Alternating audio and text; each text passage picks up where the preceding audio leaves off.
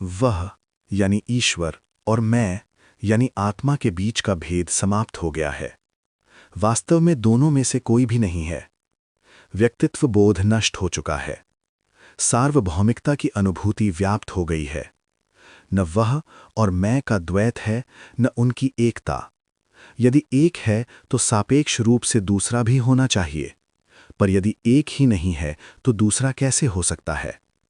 सुख और दुख दोनों को चले जाना चाहिए। जब कोई वस्तु उपयोगी होती है तो वह सुख देती है। जब तक व्यक्तित्व है तब तक सुख और दुख हैं। आप दुखों से पीड़ित होते हैं और सुख से उल्लसित होते हैं। ऐसे अनुभव कहाँ से आते हैं? वे आपकी चेतना से आते हैं। यह प्रमाण क्या है कि कोई साक्षात्कृत है? व्यक्तित्व पूरी तरह उखड़ चुका होता है। न दुख रहता है न सुख। आपकी चेतना ये जान लेती है कि वह सार्वभौमिक है।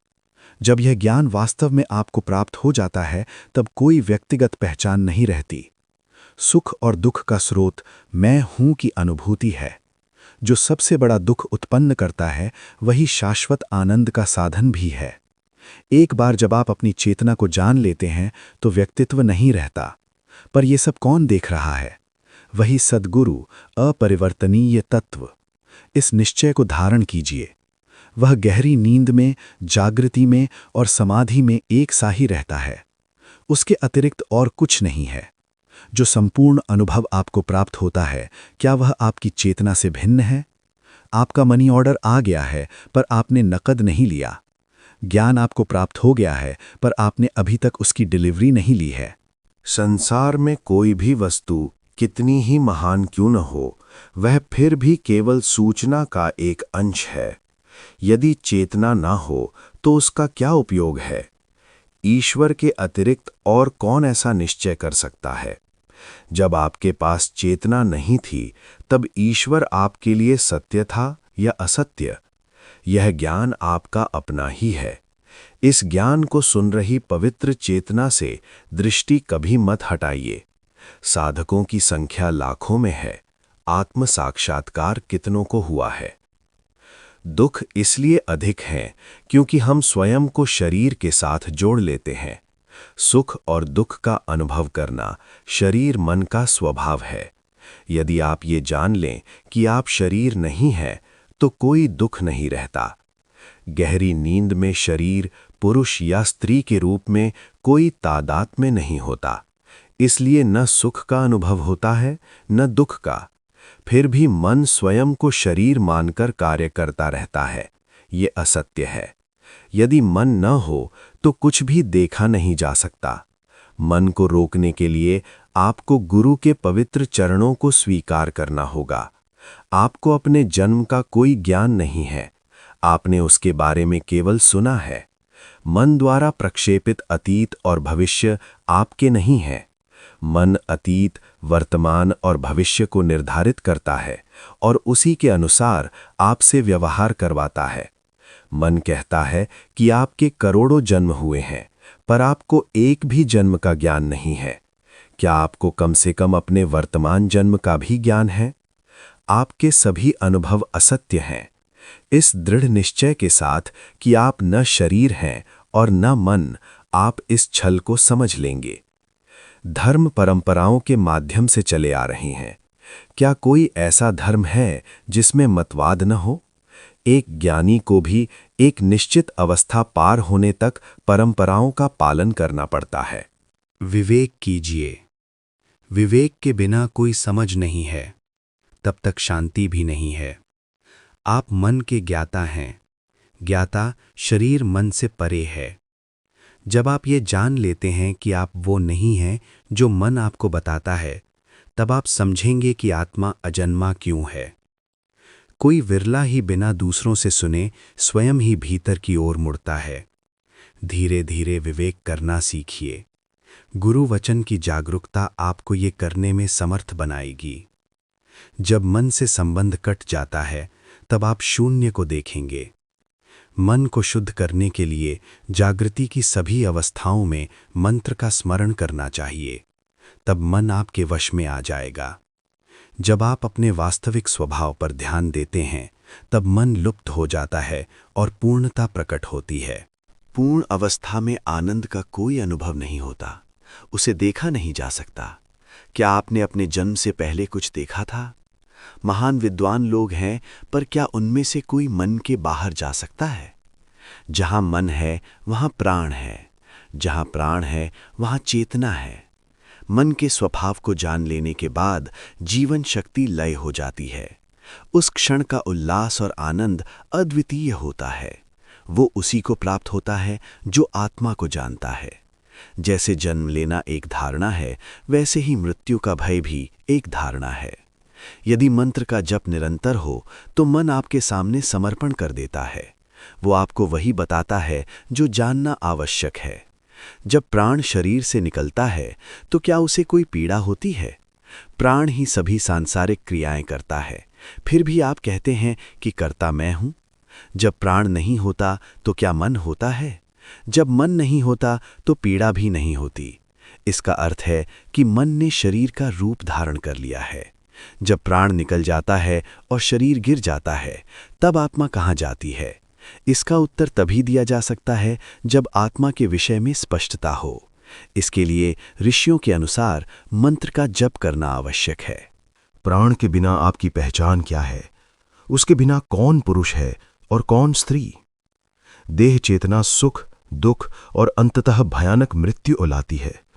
यह सब धारणाओं का ही खेल है। जब आप धारणाओं को त्याग देते हैं तब इसी शरीर में मुक्ति का उत्सव होता है। जो मन की लत को छोड़ देते हैं और आत्मा को पहचान लेते हैं, उन्हें अवश्य ही पालन पोषण प्राप्त होता है। सदा गुरु का स्मरण रखिए और आप मन को गिरा देंगे तथा मुक्त हो जाएंगे। मंत्र का निरंतर जप करते रहिए। मन अर्थात प्राण से ये कहलवाइए, मेरा वास्तविक स्वभाव अविनाशी और शाश्वत है। मन लुप्त हो जाएगा, प्रकट ब्रह्म स्वयं रह जाएगा। विचार लुप्त हो जाते हैं और शुद्ध चेतना प्रकाशित होती है। संसार में किसी के साथ प्रतिस्पर्धा मत कीजिए। ऐसी बातों को एक ओर रख दीजिए। गुरु वचन के प्रति आपकी भक्ति अचूक होनी चाहिए। ऐसी भक्ति द्वैतात्मक नहीं होती। ऐसी भक्ति में ना भय होता है और ना ही याचना। सांसारिक विषयों के साथ जुड़कर आप कभी शांति प्राप्त नहीं कर सकते। एक बार आत्म साक्षात्कार हो जाने पर वो कभी नष्ट नहीं होता। देह चेतना को छोड़ दीजिए, मैं पुरुष हूं या मैं स्त्री हूं की भावना को। जिसका ना कोई रंग है ना कोई आकार, उसकी कोई अपेक्षा नहीं होती।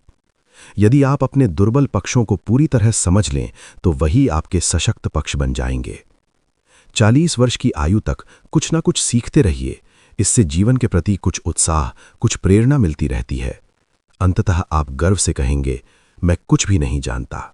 निर्गुण का उल्लेख करने के लिए सापेक्षता आवश्यक होती है। निर्गुण को केवल तभी पहचाना जा सकता है जब गुण हो। जब गुण ही न हो तब क्या होता है? गुण का अर्थ है वो जाननेपन जो बिना मांगे मैं हूं की भावना के रूप में आया है। वही चेतना सुन रही है। जब मैं हूं की भावना नहीं रहती तब उसे निर्गुण कहा जाता है। जब कोई व्यक्ति अपनी चेतना के साथ एक हो जाता है और स्वयं को भूल जाता है, तब उसे आत्म साक्षात्कार होता है। वही चेतना 5 तत्वों के रूप में है। वही हमारे होनेपन के रूप में है। चेतना का ज्ञाता किसी भी गुण से रहित है। जब चेतना प्रकाशित होती है तब आपको अनुभव होता है कि आप हैं, परंतु वो शरीर के साथ तादात्म्य कर लेती है। देह चेतना को हटाने का एकमात्र उपाय है गुरु वचन को दृढ़ता से थामे रखना। जो मेरे शब्दों को आत्मसात कर लेता है उसे फिर कोई शिकायत नहीं रहती। मेरे शब्दों को आत्मसात करने के लिए एकांत में चेतना पर ध्यान करना आवश्यक है। जब चेतना शुद्ध हो जाती है तब वो अप्रकट अवस्था में विलीन हो जाती है और शाश्वत शांति होती है। आप चेतना से मोहित हो गए हैं और आपने स्वयं को शरीर से जोड़ लिया है। इस आदत को तोड़ना बहुत कठिन है। ये सब सुनने के बाद आप अपना जीवन जैसे चाहें वैसे जी सकते हैं। किसी प्रकार के कर्मकांड की आवश्यकता नहीं है। हमारे बीच कोई भेद नहीं है। मैं आपको निराकार देखता हूँ, जबकि आप स्वयं को शरीर मानते हैं। निर्गुण से अनेक गुण उत्पन्न होते हैं। इसे तब समझना चाहिए जब शरीर में चेतना विद्यमान हो, अन्यथा बार बार जन्म लेना पड़ेगा। प्रेम भक्ति से उसी की उपासना कीजिए, वो शुद्ध होगी और तीनों गुणों की कार्यप्रणाली को स्पष्ट रूप से समझ लेगी। आप अनुभव करेंगे कि आप कर्ता नहीं हैं और तब शाश्वत शांति होगी। आपकी चेतना का प्रकट होना ही जन्म कहलाता है। इसे सूक्ष्म शरीर भी कहा जाता है। तीव्र प्रयास के बावजूद देह चेतना की आदत नहीं टूटती। ये केवल उसी के लिए संभव है जो गुरु वचन को बिना चूके थामे रखता है। मैं शुद्ध ब्रह्म हूं, इस मंत्र का जप करने से आप असीम हो जाएंगे। गुरु में अडिग श्रद्धा होनी चाहिए। उनके शब्द आपकी श्वास के साथ एक हो जाएंगे। वे मैं हूं की अनुभूति का आनंद बन जाएंगे। वे सूक्ष्म शरीर को शुद्ध कर देंगे। जिसका कोई शरीर नहीं है, उसके लिए न स्मरण है और न विस्मरण। अपने भीतर हर श्वास के साथ ये दृढ़ रखिए, गुरु वचन ही मेरी सच्ची प्रकृति है। हमारी प्रकृति निर्गुण है, ये कभी भूली ही नहीं गई, इसलिए इसे याद करने की भी आवश्यकता नहीं है। गुरु वचन का भक्त अपने ही सत्य स्वरूप का भक्त होता है। आत्मा है और वो अपरिवर्तनीय है। बुद्धि से उसे बदलने का प्रयास मत कीजिए। हृदय में गुरु भक्ति होने पर द्वैत का कोई भाव नहीं रहता। गुरु द्वारा वर्णित परम अवस्था स्वाभाविक रूप से विद्यमान है। किसी उपाय की आवश्यकता नहीं है। आपकी चेतना में पात्रता लाने के लिए गुरु में आपकी श्रद्धा पूर्णतः अटल होनी चाहिए। वही प्राण शक्ति का भंडार है, ब्रह्म शब्दों का स्वामी है और उसी में समस्त ब्रह्मांड समाया हुआ है। बीज में एक महान चमत्कार छिपा होता है, उसी से कितना विशाल वृक्ष निकल आता है। निर्गुण में गुण सुप्त अवस्था में था। जो कुछ स्वर्ण गर्भ में छिपा हुआ था वही प्रकट हुआ और उसके साथ ही जगत दृश्य बन गया। यदि आप गुरु पर अपनी देह चेतना थोपते हैं तो आपको कभी आत्मज्ञान प्राप्त नहीं होगा। जब आप इस श्रद्धा के साथ जीते हैं कि आपकी चेतना और गुरु एक ही हैं, तभी आत्म साक्षात्कार होता है। इतना विशाल संसार सूक्ष्मतम चेतना में समाया हुआ है। ऐसी दृढ़ अनुभूति गुरु वचन से आती है। असंख्य पुस्तकों का पढ़ना किसी काम का नहीं। उससे अहंकार उत्पन्न होता है और दूसरों को नीचा दिखाने की प्रवृत्ति आती है। यदि आप स्वयं गुरु वचन बन जाएं, तो सभी समस्याएं समाप्त हो जाएंगी। गुरु वचन को कभी मत भूलिए। ब्रह्म शाश्वत है। चेतना का विस्तार होगा और अंततः वह लीन हो जाएगी। मैं शरीर से परे हूं, यह शब्दों के बिना प्रकट हो जाएगा। उसकी देखभाल करने की आवश्यकता नहीं होगी। यह सरल, सीधा और स्वाभाविक है। देह चेतना की आदत ही एकमात्र बाधा है।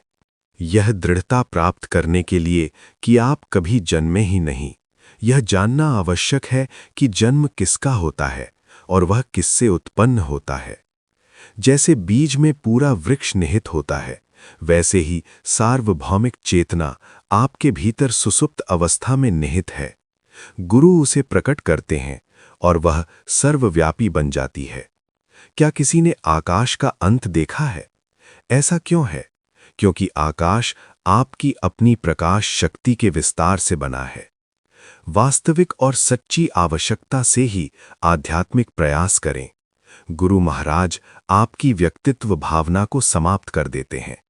वृक्ष अपने फल, फूल और शाखाओं सहित पुनः बीज में समा जाता है।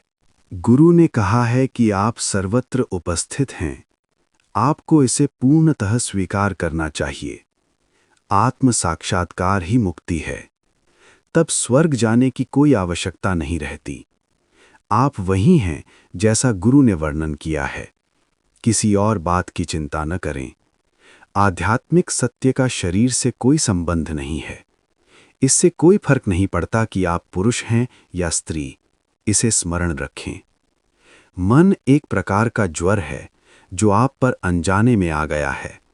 आप जो भी करते हैं वही दुख को जन्म देता है। आप अपने सभी कर्म मन को सहन करने के लिए करते हैं। जब शरीर रूप अस्तित्व में आता है तब मैं हूं भाव का अनुभव होता है। उसी होने की अनुभूति से मन की उत्पत्ति होती है।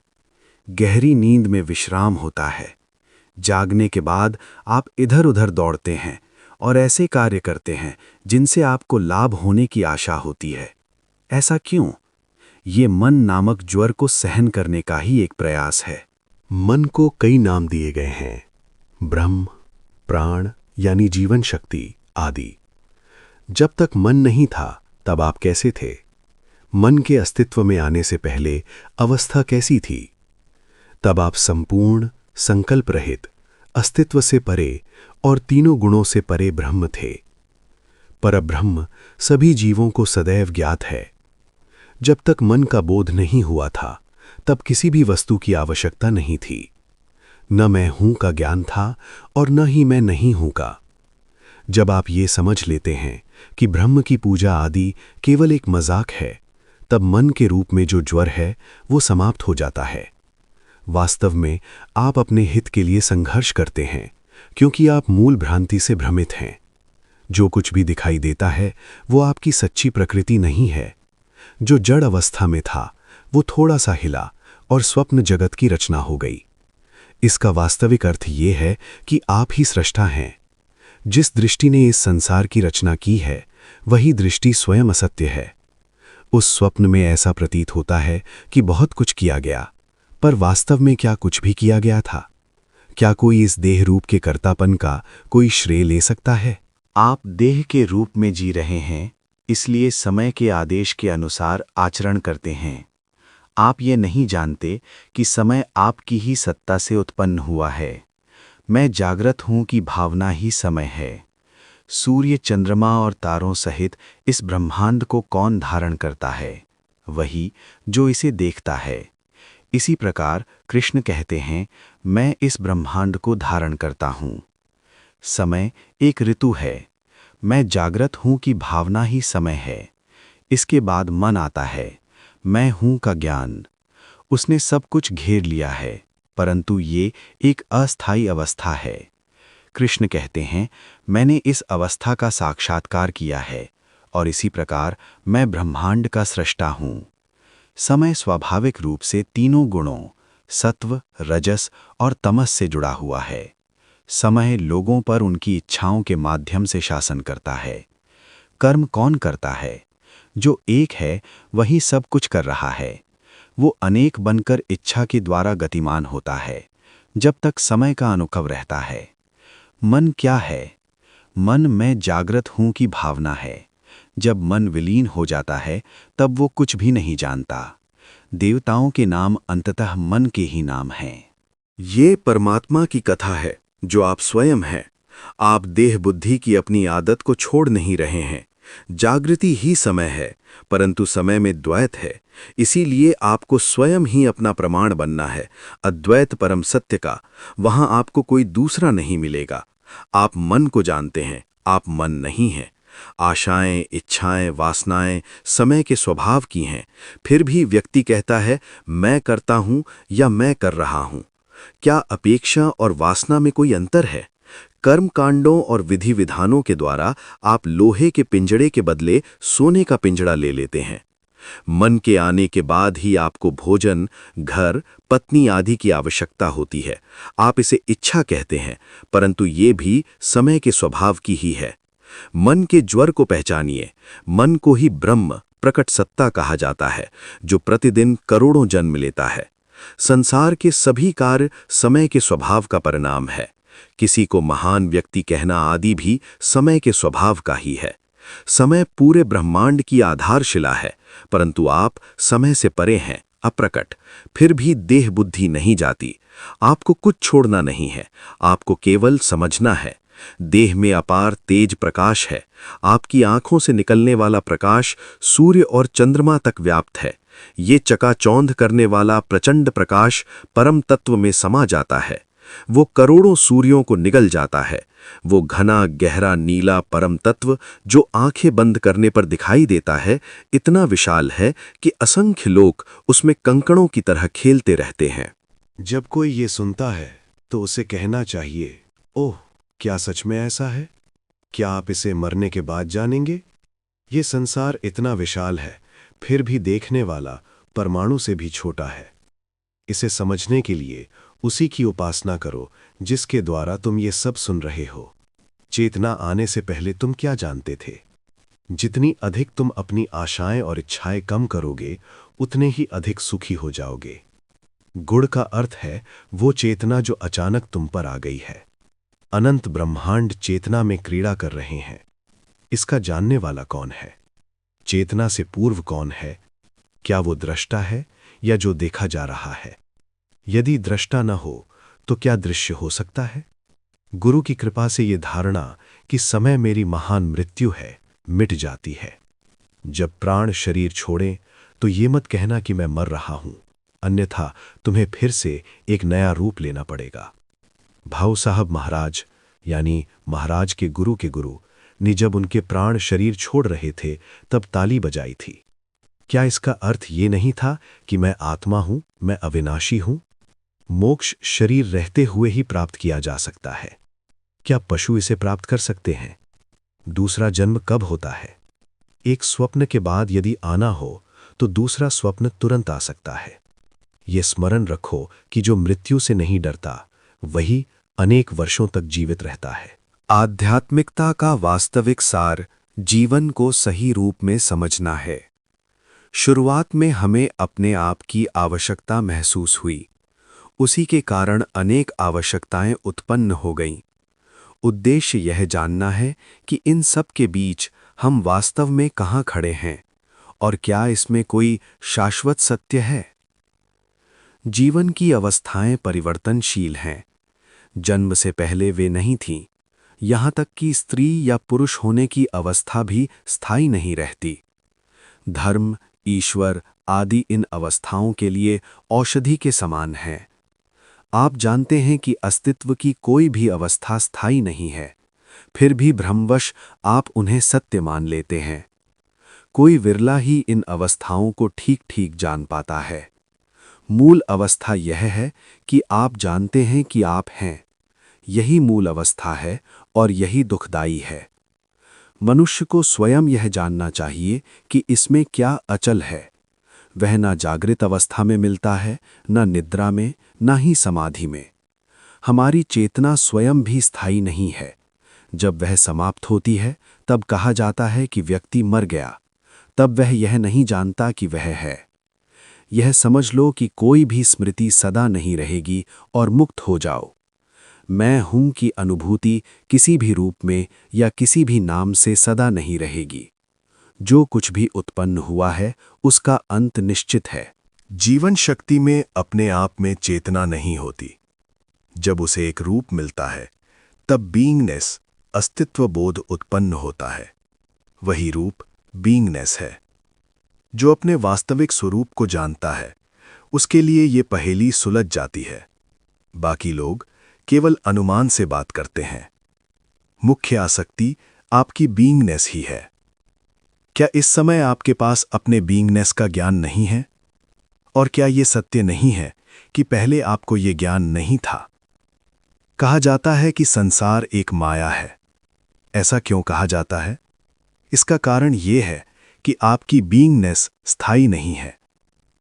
चेतना संसार का बीज है। जब वो अंकुरित होकर फैलती है तो आकाश बन जाती है। बीज का अर्थ है जो पहले दिखाई नहीं देता था अब दिखाई देने लगा। चेतना का प्रकाश ही सूर्य और चंद्रमा का प्रकाश है। ये ऐसा है जैसे रात के बीच दिन का स्वप्न। जागृत अवस्था वैसा ही एक स्वप्न है। बीज का अर्थ द्वैत है।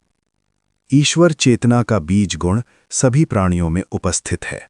जो स्वयं को पूर्ण रूप से जानता है वही सद्गुरु कहलाता है। वह यह भी जानता है कि यह अपूर्ण चेतना कैसे और क्यों उत्पन्न होती है। कृष्ण ने कहा, जो कुछ है वह मैं ही हूं। फिर भी मैं इन सब से भिन्न हूं। गीता में कृष्ण का उपदेश वास्तव में अद्वितीय है। उसे सुन पाने का सौभाग्य बहुत महान है और उस पर मनन कर पाने का सौभाग्य उससे भी अधिक महान है। सबसे महान रहस्य चेतना है। केवल उसी पर अपना विश्वास रखो। जो इसे समझ लेता है उसका पुनर्जन्म नहीं होता। लोग अपनी व्यक्तिगत संतुष्टि के लिए देवताओं की पूजा करते हैं, लेकिन स्थायी संतोष अपने ही वास्तविक स्वरूप में है। उसे केवल तुम स्वयं ही प्राप्त कर सकते हो। जो स्वयं को शरीर मानता है वह कभी संतुष्ट नहीं होता। जो कुछ तुमने सुना है उसी पर सदा मनन करो। यही सबसे महत्वपूर्ण पूजा है। यदि सुनने वाला ही न हो तो भगवान की आवश्यकता क्या है। अपने हृदय में चेतना की पूजा करो। जब तुम अपने मनन में सफल हो जाओगे तब तुम्हारी योग्यता स्वयं प्रकट हो जाएगी। जागृत अवस्था में विचार रहित रहना ही सबसे बड़ी पूजा है। कार्य करते समय तुम्हें यह भावना नहीं होनी चाहिए कि मैं फला हूं। अपनी जानने की प्रवृत्ति को अलग रखो और अपने सच्चे स्वरूप की पूजा करो। भगवान शिव के मस्तक से बहती गंगा आध्यात्मिक ज्ञान का प्रतीक है। जब तक तुम ये मानते रहोगे कि तुम शाश्वत नहीं हो, तब तक शाश्वत तत्व तुमसे दूर ही रहेगा। तुम कभी भी शाश्वत को भूल नहीं सकते। अनंत कर्मकांड सत्य को प्रकट नहीं कर सकते। वे तुम्हें और अधिक बांध भी सकते हैं। जो कुछ तुम देखते और अनुभव करते हो वो स्थायी नहीं है। जब तुम्हें ये बोध हो जाता है कि तुम न पुरुष हो न स्त्री, तब तुम चेतना से भी परे हो जाते हो। एक बार आत्मा का साक्षात्कार हो जाए तो सब कुछ पवित्र हो जाता है। पवित्र नदियों में स्नान करने से न तो अज्ञान दूर होता है, न मंत्र से, न ही तपस्या से। जो गुरु वचन में स्थित है उसके साथ संगति ही पर्याप्त है। वही वो ज्ञान है जिसके द्वारा निद्रा और जागृति जानी जाती है। वही वो प्रकाश है जो सूर्य और चंद्रमा को प्रकाशित करता है। ये प्रकाश केवल तुम्हारा ही है, पर मनुष्य के रूप में नहीं। ये चेतना का है। ये प्रत्येक प्राणी के हृदय में विद्यमान है। ये शरीर में स्वयं को जानने वाली चेतना है। इस ज्ञान से बढ़कर कुछ भी गौरवशाली नहीं है। इन शब्दों के अर्थ के अनुरूप बनने के लिए गुरु में पूर्ण श्रद्धा आवश्यक है। उसके वचन को ही प्रमाण मानना चाहिए। जो उसमें स्थित होता है वो शरीर रहित ज्ञान को प्राप्त करता है। कृष्ण कहते हैं, यही मेरा वास्तविक स्वरूप है। ये स्मृति के पीछे है। न शरीर में न कानों में सुनने की शक्ति है। सच्चा स्वरूप ही कानों के माध्यम से सुनता है। वो समाधि को जानता है किंतु समाधि उसे नहीं जानती। दृढ़ निश्चय के साथ उसी को प्राप्त करना, बस यही आवश्यक है। कोई भी कर्मकांड कभी भी किसी के वास्तविक स्वरूप को प्रकट नहीं कर सकता। सभी विधियां शरीर से संबंधित हैं। इस सूक्ष्म परमाणु सदृश चेतना के अस्तित्व के बिना किसी भी प्राणी, संसार या ब्रह्म के लिए कोई आधार ही नहीं है। समस्त ज्ञान का सार आत्मा है। सोते समय ये कहो, मैं केवल शुद्ध चेतना हूं। विभिन्न विधियों का अनुसरण करके तुम उस वस्तु को नहीं पा सकोगे जो पहले से ही स्वाभाविक रूप से विद्यमान है। चेतना को कौन पहचानता है? क्या वो वही नहीं है जो समय को जानता है? कृष्ण कहते हैं कि जो चेतना ये सब जानती है वही मेरा वास्तविक स्वरूप है। जब ये दृढ़ निश्चय हो जाता है कि ये जन्म सत्य नहीं है, तब विविध कल्पनाएं उत्पन्न नहीं होती। जो क्षण भंगुर को जान लेता है वही शाश्वत पूर्ण ब्रह्म है। सच्चा भक्त किसी के बंधन में नहीं होता। वो कर्मकांड कर सकता है पर उनसे परे होता है। ईश्वर की पूजा का अर्थ ये दृढ़ विश्वास रखना है कि ईश्वर हमारे अतिरिक्त कोई और नहीं है। यदि सगुण न हो तो निर्गुण का उल्लेख कैसे हो सकता है? इसलिए वास्तव में दोनों ही नहीं है। जब तुम गुरु वचन की शरण लेते हो तब जन्म और मृत्यु समाप्त हो जाते हैं। तुम्हारी चेतना ही गुरु है। यदि तुम स्वयं को गुरु के साथ एक रूप कर लो तो ये स्पष्ट हो जाएगा कि कोई माया नहीं है, बल्कि प्रकट ब्रह्म सर्वत्र व्याप्त है। गुरु वचन है, तुम देह रहित हो, कर्म रहित हो, जन्म और मृत्यु से रहित हो। तब तुम जानोगे कि माया दुख नहीं देती, बल्कि साधना में सहायता करती है। जब तुम गुरु के वचन के साथ तादात्म्य स्थापित कर लेते हो, तब तुम स्वाभाविक रूप से जान लोगे कि माया और आत्मा क्या है। वही गुरु की मूर्ति है। ये तादात्म्य आत्मज्ञान और माया की समझ को उत्पन्न करेगा। सदा उसी में स्थित रहो। गहरी नींद ही एकमात्र विराम है। शरीर में आत्म प्रेम स्वयं प्रकाशित है। सभी नाम आत्म प्रेम के ही हैं। तुम ध्यान करो, परंतु चेतना स्वयं ही ध्यान करने वाली भी है और सुनने वाली भी। प्रेम और भक्ति के साथ ध्यान करो, तब तुम ये सब अपनी चेतना के द्वारा समझ लोगे। वही शरीर का सार है, उसकी मधुर सुगंध है और वही सबसे महत्वपूर्ण है। अपने अस्तित्व बोध मैं हूं से कौन प्रेम नहीं करता? चेतना के बिना भक्ति का अभ्यास कौन करेगा? स्वभाव से हम चेतना, प्रेम और आनंद है। द्वैत के बिना चेतना के प्रति समर्पित हो जाओ। सदा प्रकाशित चेतना तुम्हारे अपने वास्तविक स्वरूप के सूर्य के रूप में चमकती है। जब इसे ठीक से समझ लिया जाता है, तब देह चेतना की कीचड़ दूर हो जाती है। अद्वैत भक्ति अपने ही आत्मस्वरूप की भक्ति है। उस पर ध्यान दो जो निरंतर तुम्हारे साथ है। तुम्हें उसकी आवश्यकता को महसूस करना चाहिए। तुम्हारी चेतना लाखों जन्मों से होकर गुजरी है। वो गुरु द्वारा दी गई अपनी महानता को जानती है। वो समय की ज्ञाता है। वही तुम्हारा वास्तविक स्वरूप है। महान ऋषि अपनी चेतना की उपासना करके वैसे बने। गुरु वचन ये है कि तुम वही सूक्ष्म चेतना हो जो संसार बन गई है। संसार को तभी जाना जा सकता है जब चेतना हो। उसे ब्रह्म भी कहा जाता है। आत्मा अमर है। वो शाश्वत शांति है, आनंद का महासागर है। इस ज्ञान के बिना न दिन है न रात। ये ज्ञान तुम्हें नहीं भूलता, चाहे तुम देह चेतना में ही क्यों न लगे रहो। जो स्वयं को जान लेता है वही ब्रह्म बन जाता है। उसका वचन मानवता का उत्थान करता है। तुम्हारी चेतना ही गुरु की मूर्ति है। वो तुम्हारे प्रेम का प्रेम है, अर्थात मैं हूं का प्रेम है। तुमने बहुत सी चीजों से प्रेम किया है। क्या तुमने उससे प्रेम किया है जो तुम्हें प्रेम करने के लिए प्रेरित करता है? चेतना के विश्वास के योग्य बनो। वो तुम्हें सब कुछ प्रदान करेगी। जो प्राण को जानता है उसे देखा नहीं जा सकता। प्राण सदा जागृत रहता है, गहरी नींद में भी। जो जानता है कि सभी सांसारिक व्यवहार असत्य है, वो अविनाशी है। इसे स्मरण रखो। जब तक प्राण और शरीर साथ है, चेतना रहती है। जब प्राण शरीर से निकल जाता है, चेतना लुप्त हो जाती है। मरने से खोने को क्या है? पहले चेतना होती है, फिर शरीर का बोध होता है। जो चेतना को जानता है उसे ज्ञानी कहा जाता है। तुम्हारी चेतना ही ब्रह्मांड का बीज है। शब्दों के बिना होना समाधि है। तुम बुद्धि के द्वारा परब्रह्म से नहीं मिलोगे। तुम्हारे पास क्या था इससे पहले कि तुम्हें कुछ सिखाया गया? केवल जागृति और नींद। बाकी सभी अवधारणाएं सुनी हुई बातों पर आधारित हैं। यहां तक कि ये अहंकार, मैं सत्य का साधक हूं, मैं संन्यास करूंगा, भी चला जाना चाहिए। जो सांसारिक गतिविधियों का संचालन करता है वो सार्वभौमिक प्रकृति का होता है। मानव शरीर का एकमात्र उद्देश्य ब्रह्म का साक्षात्कार करना है।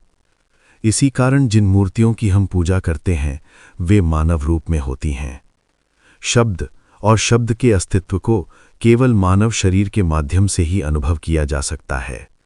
शब्द का अर्थ है ब्रह्म, प्रकट सिद्धांत, और अस्तित्व का अर्थ है चेतना। इसलिए ब्रह्म का अनुभव मानव शरीर के माध्यम से होता है, परंतु देह चेतना के कारण मनुष्य ही बना रहता है। यदि मैं को शरीर से अलग कर दिया जाए तो उसमें केवल शुद्ध ब्रह्म ही रहता है। ब्रह्म ही चेतना है और चेतना ही ब्रह्म है। विडंबना ये है कि जो अहंकार शरीर को ही स्वयं मान लेता है वही उसे जानने का प्रयास करता है। देह चेतना को त्यागना आवश्यक है। इसके अतिरिक्त और कुछ भी करने की आवश्यकता नहीं है। क्या तुम्हारा शरीर तुम्हारी चेतना को जानता है? शरीर एक भौतिक वस्तु है। प्राण के बिना वह केवल एक शव है। ब्रह्मरंध्र में स्थित चेतना सुख और दुख को जानती है। चेतना को कौन जानता है? जब यह स्पष्ट रूप से समझ में आ जाता है, तब सुख और दुख समाप्त हो जाते हैं और शांति रहती है। शरीर में शुद्ध ब्रह्म के अतिरिक्त कुछ भी नहीं है। जो चेतना को जानता है, मैं हूं की भावना को जानता है, वही ज्ञाता है। ज्ञाता का वर्णन नहीं किया जा सकता। शरीर में स्थित चेतना ही स्वयं ईश्वर है। वह स्वाभाविक रूप से ब्रह्म को जानती है। उसका रूप आकाश, जल, अग्नि, तेज, वायु और पृथ्वी के रूप में प्रतीत होता है। फिर भी वह केवल चेतना ही है। वही हमारी चेतना 5 तत्वों के माध्यम से कार्य कर रही है। उसका पुरुष या स्त्री के रूप में कोई तादात्म्य नहीं है। शरीर का उद्देश्य ब्रह्म को जानना है। भूल यह है कि वही ब्रह्म स्वयं को शरीर के रूप में मान लेता है। मानव शरीर के बिना वह स्वयं को नहीं जान सकता। फिर भी उसने स्वयं को देह चेतना के रूप में स्वीकार कर लिया है। शरीर के 5 गुण शब्द यानी श्रवण, रूप यानी दर्शन, स्पर्श, स्वाद और गंध पर आधारित हैं। तुम्हारे शरीर में ब्रह्म का कंपन इन्हें अनुभव करता है। इसलिए मानव शरीर का अत्यंत महत्व है। अपने वास्तविक स्वरूप पर ध्यान दिए बिना एक भी क्षण व्यर्थ मत जाने दो। जागृत चेतना परमात्मा की प्रतिमा है। जो इसे ईश्वर के रूप में पहचान लेता है और इसके साथ एक हो जाता है, उसके लिए ये सहज है। उसी सत्य को पकड़ो। निरंतर ये स्मरण रखो कि चेतना ही तुम्हारा वास्तविक स्वरूप है, प्रकट ब्रह्म। इसकी लाखों नामों से स्तुति की गई है। जब चेतना अंकुरित हुई, तब उसने बालक का रूप लिया। चेतना के अतिरिक्त तुम्हारे पास क्या है? वही प्रकाश है। सदा स्मरण रखो कि यही तुम्हारा वास्तविक स्वरूप है। जिसे ये ज्ञान है, वही परमात्मा है। यही उसका प्रमाण है कि वो है। यदि ये समझ में आ जाए तो तपस्या की कोई आवश्यकता नहीं रहती। शरीर के साथ तादाद में ही अशांति का कारण है।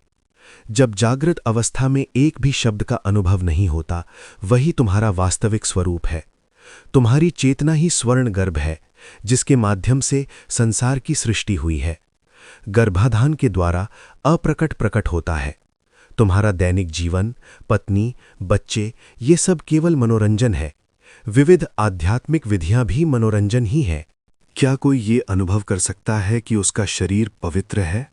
यदि तुम स्वयं को पवित्र अनुभव नहीं करते, तो दूसरे कैसे करेंगे? जब तुम्हें ये दृढ़ निश्चय हो जाएगा कि तुम शुद्ध मैं हूं भाव हो, तब लोग तुम्हारे दर्शन की इच्छा करेंगे। जब गुरु वचन से तुम्हें ये निश्चय हो जाएगा कि तुम शुद्ध ब्रह्म हो, शुद्ध चेतना हो, तब तुम्हें अनुभव होगा कि तुम्हारा शरीर पवित्र हो गया है। जब आत्म साक्षात्कार होता है, तब लोग स्वाभाविक रूप से तुम्हारे दर्शन करना चाहेंगे। जो स्वयं मृत्यु का आत्मा है, वो कैसे मर सकता है? धर्म का सबसे बड़ा निषेध, सबसे बड़ा पाप ये मानना है कि शरीर ही तुम्हारा वास्तविक स्वरूप है। तुम्हारा धर्म ये है कि तुम आत्मस्वरूप में स्थित रहो। तुम्हें अपनी वास्तविक पहचान का दृढ़ निश्चय होना चाहिए। तुम्हें अपने ही आत्मस्वरूप से अपना संबंध पहचानना चाहिए। मंत्र के निरंतर जप से मन में परिवर्तन होता है और आचरण बदलता है। ये शरीर इस चेतना के लिए भोजन का कार्य करता है। मन प्राण से प्रवाहित होता है, अर्थात जीवन शक्ति से। जब तुम ये सब समझ लेते हो, तब अंतिम क्षण में तुम स्पष्ट रूप से साक्षी बनोगे कि तुम मरते नहीं हो, बल्कि प्राण शरीर को छोड़ देता है। ज्ञानी के कोई आशा नहीं होती, कोई इच्छा नहीं होती और कोई वासना नहीं होती, इसीलिए उसकी मृत्यु नहीं होती। प्रकट का अप्रकट में लीन होना, जिसे मृत्यु कहा जाता है, सबसे अवर्णनीय घटना है। परंतु अज्ञानी प्राण के शरीर छोड़ने से पहले ही कहता है, मैं मर रहा हूं। ये इसलिए है क्योंकि उसने अपना वास्तविक स्वरूप नहीं जाना है। एक ऋषि की मृत्यु का समय अत्यंत पवित्र होता है। वो सूर्योदय से भी अधिक पवित्र होता है। इसी कारण उनकी पुण्यतिथि मनाई जाती है। अभी ये निश्चय कर लो कि तुम किस रूप में मरोगे। मृत्यु के समय का विचार भविष्य का निर्णय करेगा। उस समय मैं पूर्ण आनंद हूं, कि अतिरिक्त कोई और विचार नहीं होना चाहिए। तुम्हारी अवस्था वैसी ही होगी जैसा तुम स्वयं को मानते हो। ये अभी भी सत्य है और तब भी सत्य रहेगा। जन्म से मृत्यु तक सभी क्रियाएं केवल समय बिताने के लिए की जाती हैं। जीवन का सबसे बड़ा कल्याण ये जानना है कि हम कौन हैं। संसार में व्यवस्था स्थापित करना असंभव है। इस बीच जो सिखाते हैं और जो सीखते हैं सभी चले जाते हैं। धर्म अपने अनुयायियों की धारणाओं से बनता है, इसके अतिरिक्त कुछ नहीं। हमारी चेतना सभी सांसारिक व्यवहारों का आधार है, परंतु चेतना का स्वयं कोई आधार नहीं है। वो बिना बुलाए आई है। वो उत्पन्न होती है और फिर लीन हो जाती है। पहले मैं हूं कि कोई स्मृति नहीं थी और अब वो है। इसके अतिरिक्त तुम्हारे पास अपना क्या है? जिसने स्वयं को जान लिया है उसे अपने कल्याण की कोई चिंता नहीं रहती। जागृति, निद्रा और भूख का कोई विकल्प नहीं है। उन पर कोई नियम लागू नहीं होता। इनके बिना कोई कुछ भी नहीं करेगा। ज्ञानी पुरुष अपने ज्ञान के बावजूद मौन रहते हैं। वे जन्म का रहस्य और ये भी जानते हैं कि वो क्यों आया। ये चेतना तुम पर कैसे और कब आरोपित हुई, ये समझना आवश्यक है। समाधि में जाने का अर्थ है स्मृति सहित मन को छोड़ देना। तुम्हारा श्वास लेना निःश्वासी सत्ता के अस्तित्व का प्रमाण है। जागने पर शब्द उत्पन्न होता है, इसलिए तुम शब्द से पूर्व हो। हमारी चेतना का शब्द रहित अर्थ मैं हूं की भावना है। यदि तुम पूर्णतः मौन रहो तो आत्मा का अनुभव होता है। सभी के लिए आत्मा एक ही है। प्राण नींद में भी कार्य करता है। उस समय उसका कोई अर्थ नहीं होता, क्योंकि उसे अपने कंपन का ज्ञान नहीं होता। जागना बिना शब्द बोले मैं हूं की अनुभूति होना है। 3 गुण 3 प्रकार के व्यवहारों को दिए गए नाम हैं। वे सभी जीवों में कार्य करते हैं। हमें किसी के व्यवहार का निर्णय नहीं करना चाहिए। जो गुणों को समझता है वही इसे समझेगा। रजोगुण और तमोगुण वाले लोग अपने ऊपर कार्य करने के बजाय दूसरों के मामलों में हस्तक्षेप करते हैं। शरीर भिन्न भिन्न हो सकते हैं, लेकिन चेतना सभी में एक ही है। वो निराकार है। तुम कह सकते हो कि उसमें एक स्वाद, एक गुण है जो प्रेम है। मैं हूं का ज्ञान स्वयं से प्रेम करता है और इसी कारण हम अच्छे और बुरे में भेद कर पाते हैं। जो इसकी महानता को समझता है उसे ये सर्वव्यापक दिखाई देता है। ऐसा व्यक्ति दूसरों की निंदा नहीं करता। सभी कार्य आत्मप्रेम के लिए ही किए जा रहे हैं। जो सभी प्राणियों के प्रति ऐसी भक्ति रखता है मानो वे ईश्वर हों, वो किसी से द्वेष नहीं कर सकता। वो स्पष्ट रूप से देखता है कि वो करता नहीं है। इस तथ्य को पकड़े रखो कि तुम ब्रह्म हो। पहले तुम्हें ये ज्ञान होता है कि तुम हो और उसके बाद शब्द आते हैं। ये जानकारी किसकी है? ये उसी की जानकारी है जो ये अनुभव करता है कि वो है। चेतना ही जानना है। अस्तित्व की अनुभूति है। पुरुष और प्रकृति की सारी गतिविधि इसी पर आधारित है। जो इस अवस्था तक पहुंचता है वो मौन रहता है। वो जानता है कि इसके अभाव में न सुख है न दुख। क्या तुम फिर से उस अवस्था में लौट सकते हो? ये जानने के लिए कि तुम कौन हो, दृढ़ निश्चय के साथ चेतना को समझो। पूरे संसार में चेतना से अधिक महत्वपूर्ण क्या है? जब तुम उस अवस्था तक पहुंचते हो तब तुम दूसरों के बारे में एक भी शब्द नहीं बोलोगे। चेतना के बिना कोई शब्द नहीं है। केवल चेतना पर ध्यान दो और किसी और पर नहीं। जो इसे नहीं पहचानता उसे अनेक दुख सहने पड़ते हैं। संसार अपने ही अस्तित्व से बना हुआ एक खेल तमाशा है। संसार की सृष्टि, स्थिति और लय की प्रक्रिया को कोई रोक नहीं सकता। इसका कारण यह है कि कोई करता नहीं है। चेतना के हल्के से प्रकाश से ही अनंत आकाश वाला ये ब्रह्मांड प्रकट हो जाता है। ये सूक्ष्म चेतना का आश्चर्य है। पहले क्या आया, संसार का शरीर या हमारा शरीर? तुम्हारा वास्तविक स्वरूप निराकार है, फिर भी वो शरीर से तादात्म्य करता है। उसी प्रकार इंद्रियों के माध्यम से संसार वास्तविक प्रतीत होता है। कौन पहले है, संसार या संसार को देखने वाला? तुम्हारी जागृति ही संसार के समान है। पहले चेतना आती है और फिर उसमें संसार दिखाई देता है। चेतना अस्थिर है, वो होना चाहती है, किंतु जब मैं हूं भाव चला जाता है तो संसार भी चला जाता है। इसे अत्यंत सूक्ष्म आंतरिक विवेक से देखना होगा। ये विशाल दृश्यात्मक संसार तुम्हारी चेतना का प्रतिबिंब है। इस रूप में वो नाम रहित है, किंतु नाम उसे आधार देता है और व्यवहार संभव होते हैं। सभी नाम अवधारणाएं हैं। जब परब्रह्म अप्रकट अवस्था में रहता है तो क्या उसका कोई नाम हो सकता है? कृष्ण कहते हैं कि वो सर्वव्यापक हैं। द्वैत की भावना के कारण लोग भेद करते हैं। वे या तो प्रशंसा करते हैं या निंदा।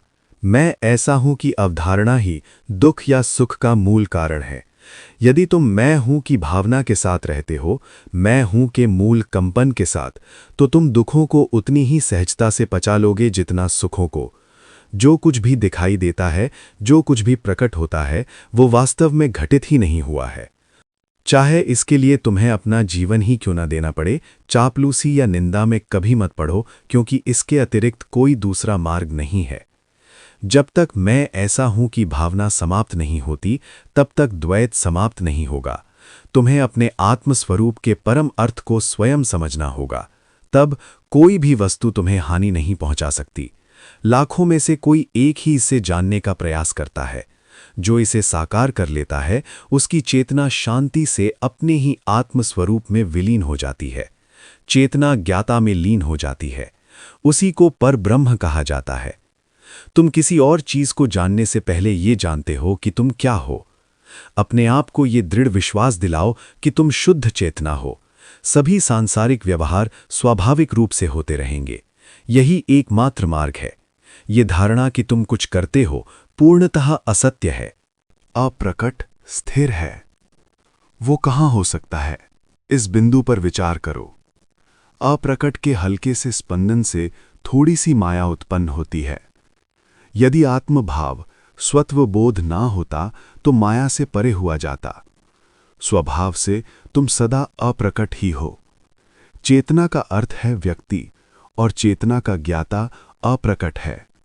जब अचानक ये ज्ञान होता है कि तुम हो, तो वो तुम्हें मोहित कर लेता है। वही प्रेम के समान है। तुम्हारी चेतना अज्ञान से उत्पन्न हुई है। यही मूल माया है। प्राण शक्ति शरीर की प्रत्येक कोशिका में व्याप्त है। शरीर में जानने का केंद्र सेरेब्रल कॉर्टेक्स है। चेतना के बिना उसमें जानने की क्षमता नहीं होती। कभी ये मत कहना कि तुम शरीर हो। तुम केवल जानने की क्षमता हो। तुम चेतना हो। वो प्रकाश के समान है। वही मैं हूं की अनुभूति है। वही सभी चित्रों को रचती है। उसे गुरु के रूप में पूजो, अनंत और असीम। तुम 3 गुणों के कर्मों के फल की अपेक्षा करते हो, क्योंकि तुम स्वयं को शरीर मानते हो। कर्तृत्व ईश्वर की उपस्थिति पर निर्भर करता है, इसलिए उसे कर्ता कहा जाता है। हमारे भीतर की चेतना ही ईश्वर है। प्रत्येक जीव अमर होना चाहता है। यही सबसे बड़ी इच्छा है। जो ज्वाला भीतर प्रज्वलित है, शरीर को तेल बनाकर, वही सार्वभौमिक ज्वाला कहलाती है। मैं हूं की अनुभूति ने ज्वाला पकड़ी और संसार के रूप में प्रकट हो गई।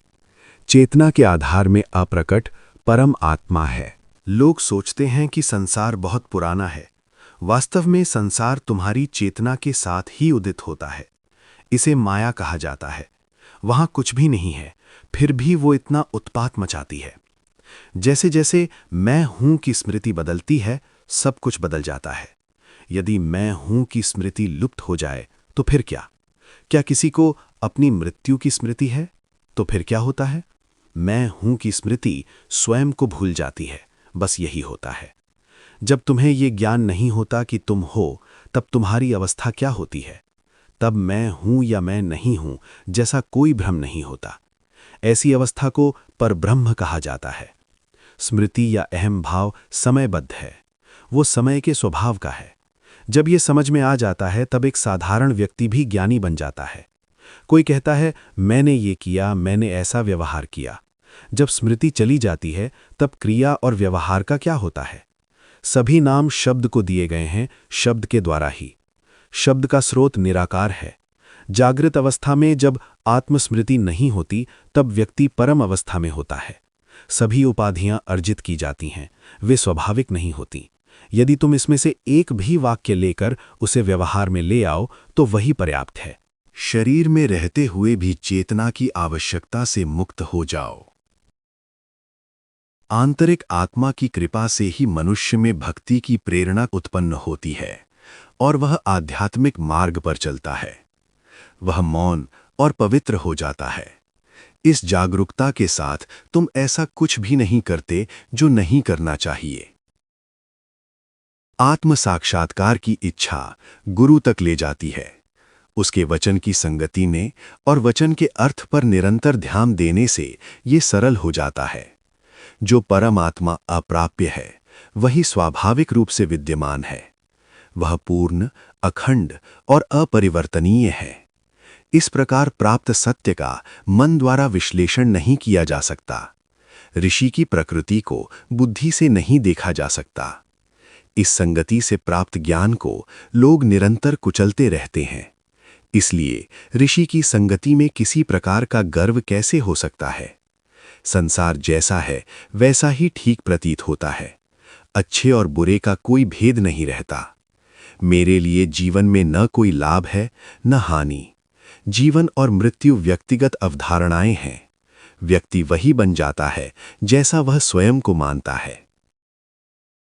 संसार शब्द के बल पर चलता है, लेकिन शब्द सत्य की ओर संकेत नहीं कर सकता। अप्रकट सिद्धांत के भीतर अस्तित्व बोध, होने की भावना उत्पन्न होती है। उसी के भीतर शब्द उत्पन्न होता है। संसार में अराजकता है। उससे पहले कौन है? क्या वह सदा विद्यमान नहीं है? वही जो इसे जानता है। शब्द का ज्ञाता शब्द से पूर्व है। जो शब्द से पूर्व है वही सद्गुरु का आशीर्वाद है। शिष्य अपनी होने की भावना को सद्गुरु को समर्पित करता है और वे उसी को आशीर्वाद के रूप में लौटा देते हैं। वे वही शाश्वत शांत स्वरूप प्रदान करते हैं जो स्वभावतः तुम्हारा ही है। आत्मा की जांच पड़ताल के बाद मनुष्य मौन हो जाता है, जबकि बाकी लोग अपनी आवश्यकताओं को पूरा करने में लगे रहते हैं। शास्त्र कहते हैं कि शाश्वत परमात्मा का अपमान मृत्यु की ओर ले जाता है, जिससे पुनर्जन्म होता है। जीव मरने के लिए जीता है। मृत्यु क्या है? तुम जानते हो कि प्राण शरीर को छोड़ देता है। क्या इसका अर्थ यह है कि तुम मर जाते हो? जो तुम अभी अनुभव कर रहे हो वो स्थायी नहीं है, क्योंकि वो श्वास पर निर्भर है। जब गुरु में श्रद्धा दृढ़ हो जाती है तब तुम जानोगे कि मृत्यु क्या है। ईश्वर भक्ति, जप या तप का उपयोग फल की अपेक्षा से मत करो। ये जानो कि तुम उस पहले दिन से भी पूर्व हो जिसे तुमने देखा। जैसे कहा जाता है कि प्रातः जागरण पूर्व दिशा से होता है। जो जागता है वो उससे पूर्व है। गुरु की कृपा के बिना सत्य की प्राप्ति नहीं होती। तुम्हारी मैं हूं की अनुभूति शब्द से पूर्व है। वाणी का अर्थ है मन और मन का अर्थ है प्राण। मैं पुरुष हूं या मैं स्त्री हूं की अनुभूति शब्द के प्रकट होने के बाद ही आती है। हम वाणी, जागृति और निद्रा से पूर्व है। जो निद्रा से पूर्व है, जागृति से पूर्व है और वाणी से पूर्व है, वही तुम्हारा वास्तविक स्वरूप है। ये सत्य तुम किसी ऋषि की संगति में सीखते हो। जब ईश्वर अपनी ईश्वरता को भूल जाता है तब जो शेष रहता है वही ऋषि का स्वरूप है, तुम्हारा वास्तविक स्वरूप। वास्तविक विश्राम तब आता है जब मैं ऐसा वैसा हूं कि स्मृति समाप्त हो जाती है। तब वो वास्तविक स्वरूप स्थित रहता है जो स्मृति से पूर्व है। इसी आधार पर जो भिन्न है वास्तविक स्वरूप से, उसे पहचानो। तुम्हें समस्याएं इसलिए हैं क्योंकि तुम स्वयं को शरीर मानते हो। सभी सांसारिक जातियां शरीर के स्वभाव की हैं। आत्मा की नहीं। यदि शरीर न होता तो तुम कैसे दिखाई देते? तुम स्वयं को शरीर मानकर स्वर्ग में प्रवेश करना चाहते हो, यह संभव नहीं है। चेतना सब कुछ देखती है। चेतना को कौन देखता है? क्या यह सत्य नहीं है कि तुम ही चेतना के साक्षी हो? क्या मन या प्राण का कोई रूप है? क्या चेतना का कोई रूप है? जब तक तेल है तब तक बत्ती जलती है। शरीर के रहते ही चेतना रहती है। प्रातः जो जागृति आती है वह शुद्ध मैं हूं की अनुभूति है। वह तुम्हारे साथ तब तक रहती है जब तक तुम सो नहीं जाते। वह आकाश के स्वभाव की है। उसे ब्रह्म या ईश्वर कहा जाता है। उसके तुरंत बाद विचार प्रक्रिया शुरू होती है। देह चेतना हावी हो जाती है और सभी क्रियाएं घटित होती हैं। जब तक तुम्हें उपयुक्त पात्रता नहीं मिलती तब तक तुम यह नहीं समझोगे कि मैं क्या कह रहा हूं। मन, बुद्धि या चेतना कहाँ हैं? वे कब उपस्थित होते हैं? क्या वे तभी नहीं होते जब प्राण होता है? क्या प्राण के बिना तुम भोजन कर सकते हो? यह मत भूलो कि तुम इन सब के साक्षी हो। यदि शरीर और प्राण अलग हो जाएं तो तुम्हारी स्थिति क्या होगी? यदि तुम प्राण को पहचानते हो तो तुम प्राण कैसे हो सकते हो? जब तक प्राण और शरीर की एकता है तब तक तुम्हें तुम हो की अनुभूति होती है। वास्तव में जब तुम बोलते हो तो बोलने का कार्य प्राण ही करता है। मृत्यु के समय प्राण आकाश में विलीन हो जाता है। शरीर 5 तत्वों में मिल जाता है। लेकिन ज्ञाता के साथ कुछ भी नहीं होता। वो कभी जन्मा ही नहीं था, इसलिए उसकी मृत्यु भी नहीं है। इसे सुनकर कोई तभी पसंद कर सकता है जब उसमें पात्रता हो। बाकी लोग चले जाएंगे। मूलतः आंतरिक आत्मा की कृपा के बिना कोई इसे सुनना भी पसंद नहीं करेगा। कुछ लोगों में पात्रता जन्म से होती है और कुछ में समय के साथ आती है। सुबह जब तुम उठते हो, विचार प्रक्रिया शुरू होने से पहले तुम शुद्ध ब्रह्म होते हो। जैसे ही मन क्रियाशील होता है, तुम स्वयं को पुरुष या स्त्री के रूप में देखने लगते हो। मन स्वयं को शरीर मानता है और अपने संस्कारों के अनुसार कार्य करता है, अन्यथा तुम कुछ भी नहीं कर सकते। सुबह जागने वाला मैं हूं का ज्ञान निराकार चेतना है और वही तुम्हारा वास्तविक स्वरूप है। शरीर की देखभाल अवश्य करो, लेकिन ये मत कहो कि तुम शरीर हो। तुम्हारी स्मृति का भी कोई रूप नहीं है, तो फिर तुम्हारी स्वयं प्रकाशित चेतना का कोई रूप कैसे हो सकता है? किसी वस्तु की स्मृति स्वयं वो वस्तु नहीं होती। उसी प्रकार तुम्हारे रूप की स्मृति तुम्हारा वास्तविक स्वरूप नहीं है। विभिन्न देवता तुम्हारी मैं हूं की अनुभूति के अलंकरण हैं। यदि उसी पर मनन किया जाए तो वो सर्वव्यापक हो जाती है। ध्यान करने वाले पर ध्यान करो। ये चेतना के बिना संभव नहीं है। वही गुरु के चरण हैं। चेतना की ज्वाला इसलिए प्रज्वलित है क्योंकि शरीर का सार जल रहा है। सबसे पहले भोजन होता है, फिर जीवों का अस्तित्व आता है। अर्थात पहले शरीर रूप होता है और फिर उसमें चेतना प्रकट होती है। किसी भी जीव के शरीर में प्राण और चेतना एक साथ उत्पन्न होते हैं। चेतना के बिना कोई भी क्रिया संभव नहीं है। अपनी ही चेतना के चरणों को ईश्वर मानकर पकड़ लो, उसका नाम जपो, वही तुम्हारा वास्तविक स्वरूप है। मंदिर जाने के बजाय अपना ही पवित्र दर्शन करो। मैं हूं के ज्ञान के बिना ईश्वर का क्या महत्व हो सकता है? अब तक तुमने इसके बारे में केवल सुना है, अब तुम्हें स्वयं वहां पहुंचना है। यदि तुम कुछ और नहीं कर सकते तो कम से कम सुबह आने वाली जागृति को प्रणाम करो। उसी प्रकार सोते समय नींद को प्रणाम करो और स्वयं को उसमें समर्पित कर दो। ये स्मरण रखो कि तुम्हारी चेतना ही ईश्वर है। कम से कम जो सुना है उसे याद रखो। इस अभ्यास से तुम्हारी परिस्थितियां बदलेंगी, तुम कठिनाइयों से बचोगे। ईश्वर की उपासना से मनुष्य ईश्वर बन जाता है और दुख से मुक्त हो जाता है। दिन प्रतिदिन कठिनाइयां कम होती जाती हैं। कोई भी आनंद स्थायी नहीं होता, लेकिन आत्म साक्षात्कार का सुख शाश्वत होता है। तुम्हारे भीतर की चेतना सब कुछ जानती है। तुम्हारी बुद्धि किसी काम की नहीं है। तुम्हारी चेतना स्वतः ही तुम्हारे हर कर्म और हर दृश्य का चित्र ले रही है। अत्यंत सूक्ष्म विवरण भी अंकित हो जाते हैं। जब तक इसका बोध नहीं होता तब तक उनके फल भोगने पड़ते हैं। ईश्वर भक्ति के अभ्यास से बुरे परिणाम टल जाते हैं। किसी संत के सानिध्य में सभी दुख समाप्त हो जाते हैं और एक दिन तुम जान लेते हो कि तुम्हारा स्वरूप स्वयं ईश्वर का है। एकांत में इस पर ध्यान करो। मैं निराकार, प्रकाशमान, शुद्ध जानने वाला हूं। प्राण शक्ति शरीर के माध्यम से कार्य करती है। चेतना साक्षी है।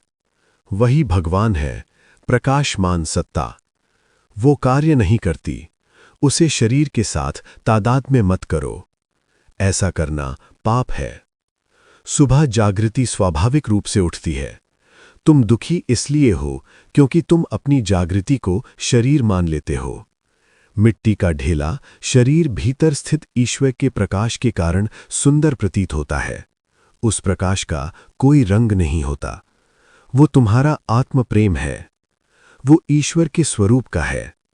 ईश्वर उसकी सहायता करता है जो कहता है कि वो शरीर नहीं है। जब तुम्हारे अस्तित्व बोध का कोई कारण नहीं है तो मृत्यु का कोई कारण कैसे हो सकता है? शरीर स्थायी नहीं है, इसलिए इसे अभी समझ लो। मेरा गुरु सदा मेरी चेतना के रूप में मेरे साथ है। उसके बिना न कोई वाणी है न कोई गति। यद्यपि उसके 1000 नाम हैं, फिर भी वही मेरा वास्तविक स्वरूप है। तुम्हारी चेतना ही भक्ति का स्रोत है। कौन किसकी पूजा करता है? तुम स्वयं को शरीर मानकर अपनी चेतना की पूजा करते हो। इसी से द्वैत उत्पन्न हुआ है और उसी के साथ मृत्यु भी। बिना शब्द बोले ये कहो, मैं निराकार हूं, इच्छा रहित हूं और आकाश के समान शुद्ध हूं। मेरा मैं हूं का भाव ईश्वर के स्वभाव का है। ईश्वर की सबसे सूक्ष्म उपस्थिति भी पूरे ब्रह्मांड के आकार की होती है। अपने मैं हूं के भाव को गुरु के रूप में पूजा करो।